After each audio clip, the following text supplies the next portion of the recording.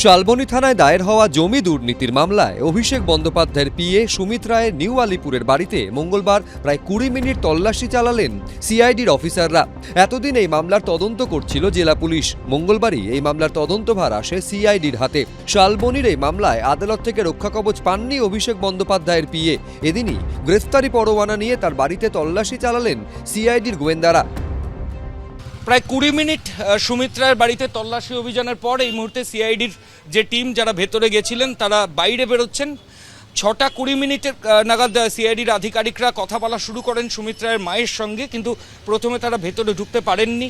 বারবার সিআইডির আধিকারিকরা বলেন যে তারা শালবনী থানায় দায়ের হওয়া মামলা, যাতে অ্যারেস্ট ওয়ারেন্ট গ্রেফতারি পরোয়ানা রয়েছে অভিষেক বন্দ্যোপাধ্যায়ের আত্মসহায়ক সুমিত রায়ের এগেনস্টে, তার জন্য এই বাড়িতে তল্লাশি অভিযান করতে এসেছেন, যে বাড়িতে কোথাও লুকিয়ে রয়েছে সুমিত সেটা দেখার জন্য।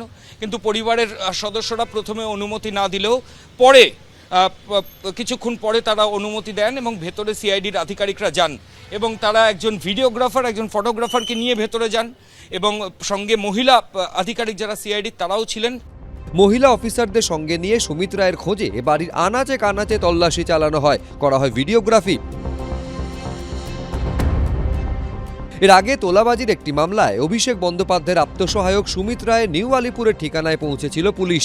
সেদিন ছেলে কোথায় তা নিয়ে কিছু জানেন না বলে দাবি করেছিলেন সুমিত রায়ের মা। ছেলে পালিয়ে গেল কেন?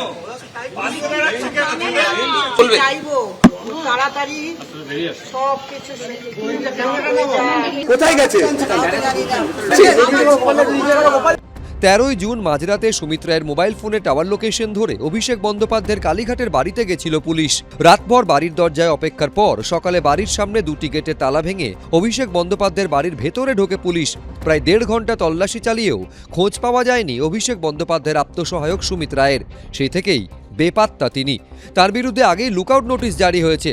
এসবের মধ্যেই বুধবার অভিষেক বন্দ্যোপাধ্যায়ের বিদেশে চিকিৎসা করাতে যাওয়ার আবেদন সংক্রান্ত মামলা, যেটি কলকাতা হাইকোর্টে ফেরত পাঠিয়েছিল সুপ্রিম কোর্ট, তার শুনানি হবে বিচারপতি সৌগত ভট্টাচার্যের এজলাসে।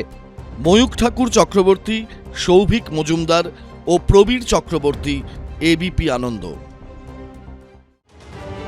রাজনীতির ময়দানে তাঁর বিরুদ্ধে অভিযোগ বিস্তর। এবার খেলার ময়দানে কথার খেলাপে অভিযুক্ত আমজনতা উন্নয়ন পার্টির বিধায়ক হুমায়ুন কবির। রাজনীতিতে তিনি অনেক সুইং দিয়েছেন। এবার তার বাউন্স মানে চেক বাউন্সে বিপাকে পড়েছে মোহামেডান ক্লাব। মোহামেডান ক্লাব কর্তৃপক্ষের বক্তব্য, বেশ কিছুদিন ধরে ইনভেস্টর সংক্রান্ত সমস্যায় ভুগছিলেন তারা। খেলোয়াড় এবং কর্মীদের প্রাপ্য টাকা বকেয়া ছিল।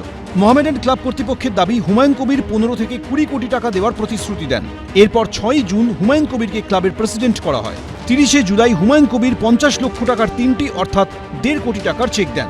ক্লাব কর্তাদের অভিযোগ, তারা ব্যাংকে চেক জমা করতে গেলে ৩টি চেকই বাউন্স করে। মোহামেডান ক্লাব কর্তৃপক্ষের আরও অভিযোগ, বুধবার অর্থাৎ ৫ই আগস্টের মধ্যে অন্তত অর্ধেক টাকা মিটিয়ে দেওয়ার প্রতিশ্রুতি দেন হুমায়ুন, কিন্তু এখনও তাদের হাতে কোনো টাকাই আসেনি। এই প্রেক্ষাপটে আমজনতা উন্নয়ন পার্টির বিধায়ককে আইন নোটিশ পাঠিয়েছে মোহামেডান ক্লাব। সেই সঙ্গে ১০ই আগস্টের ডেডলাইন বেঁধে দেওয়া হয়েছে। তার মধ্যে টাকা না দিলে তার বিরুদ্ধে ব্যবস্থা নেওয়া হবে বলে জানানো হয়েছে। যদিও হুমায়ুন কবিরের দাবি, তিনি কখনোই ১৫ থেকে ২০ কোটি টাকা দেওয়ার কথা বলেননি। আর তিনি যে তারিখে চেক জমা করতে বলেছিলেন, ক্লাব কর্তৃপক্ষ তার আগেই চেক জমা করেন। সেই কারণেই সমস্যা হয়েছে। এবার ক্লাবের আইনি নোটিশের প্রেক্ষিতে পাল্টা বৈঠক ডাকার হুঁশিয়ারি দিয়েছেন তিনি। আমি ৯ তারিখে ক্লাবে যাব, মিটিং ডাকবো। মিটিং ডেকে যা যা সিদ্ধান্ত নেওয়ার, যা যা সিদ্ধান্ত হবে, সেই সিদ্ধান্ত মিটিং এর পরে আপনাদের প্রেস বাইট দিয়ে সমস্ত ঘটনা জানতে পারবেন। তার আগে আমি কারো বিরুদ্ধে কোনো কথা বলবো। উনি ক্লাবের সভাপতি, উনি কাদের সঙ্গে মিটিং ডাকবেন? আমরাই তো কমিটিতে আছি, উনি তো কোনো কমিউনিকেশনই করছেন না। ওনার যদি কালকে প্রতিশ্রুতিতে ফেল হয়, তারপরে ৬ তারিখে একটা ইমার্জেন্সি মিটিং আমাদের ডাকতে হবে। আমি ইমার্জেন্সি মিটিং ডেকে তারপরে আমরা ফিউচারে কি করবো এটা নিয়ে আলোচনা করতে হবে। শেষ অবধি এই ডামাডোল কোন দিকে করাবে সেটাই দেখা। সৌমিত্র রায়, এবিপি আনন্দ। এবিপি আনন্দ, এগিয়ে থাকে, এগিয়ে রাখে।